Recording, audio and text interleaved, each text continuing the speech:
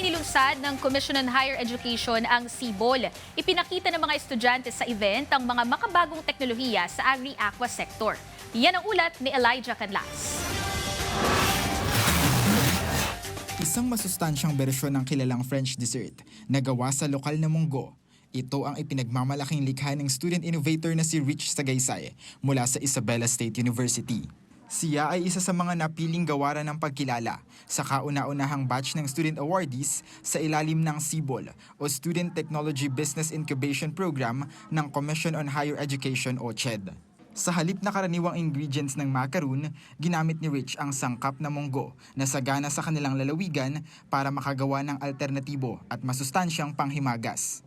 So, as we know that in this generation na a lot of people na po is consuming in unhealthy snacks like the French macaroons, which is a processed snacks.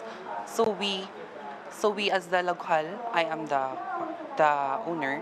So we use the munggo as I live in the province, the abundance of the munggo to innovate into an alternative healthy snacks po. So this Pure Munggo po is to help also the farmers, the consumers po na health conscious po.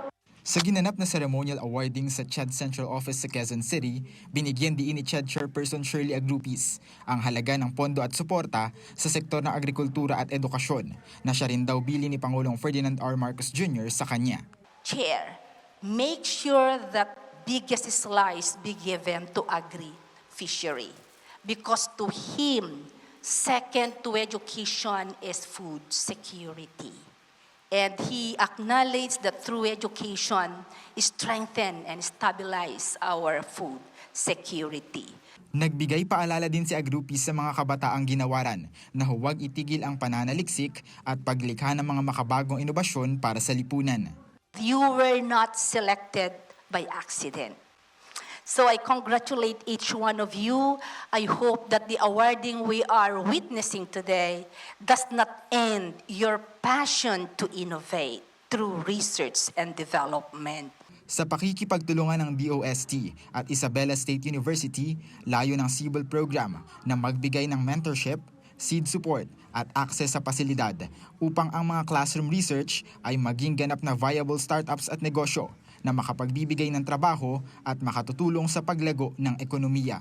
Sa pamamagitan ng mga ganitong hakbang, nabibigyan ng direktang oportunidad ang mga estudyante na maging job creators sa halip na simpleng job seekers pagkatapos ng kolehiyo. Inaasahan din na magsisilbi itong tulay para mas mapabilis ang komersyalisasyon ng mga lokal na produktong agrikultural at mapaunlad ang kabuhayan ng ating mga lokal na magsasaka at mangingisda. Elijah Canlas para sa Bayan.